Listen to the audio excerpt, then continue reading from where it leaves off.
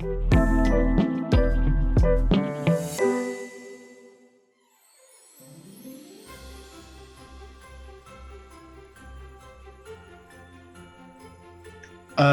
think it's got to be the implosion of COP10. This meeting that we were looking forward to all year, and in the end it was postponed into February. They said because of unrest in Panama, but could equally be because they had a mess up with their contract of the people who were organising the conference. This was posing all sorts of threats, and now we have until February more time to fight against those threats.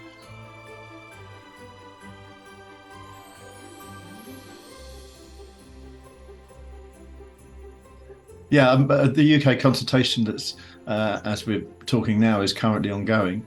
It has all sorts of proposals to restrict vaping products, maybe ban flavours, maybe put them behind shutters, plain packaging. There are suggestions they might want to ban disposable products or single-use vapes.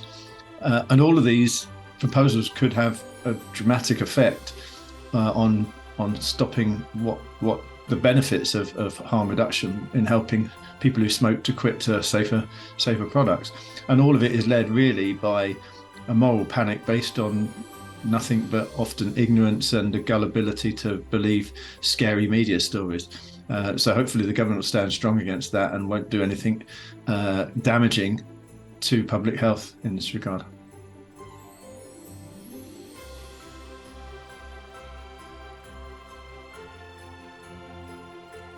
Michelle, I've got a two-part question for you. Looking ahead to 2024, what do you wish for on behalf of THR in the U.S.?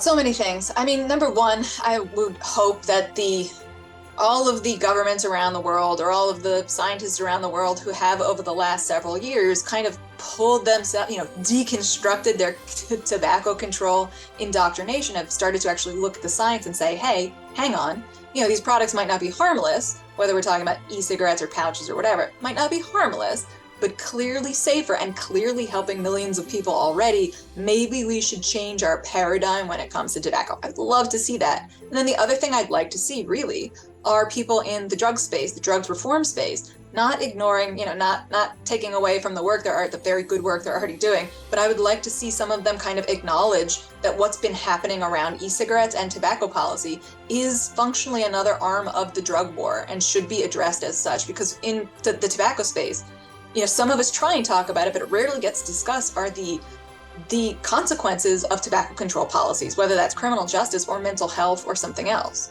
Now, do you think any of that will happen?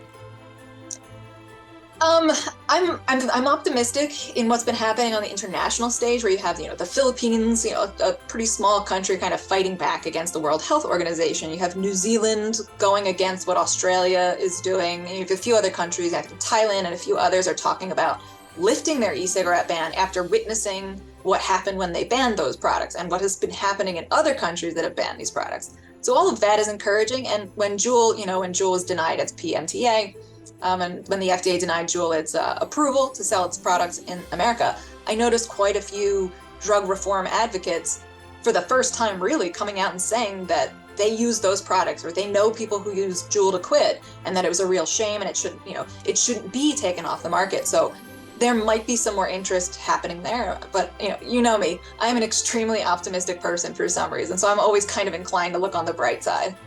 Go 2024.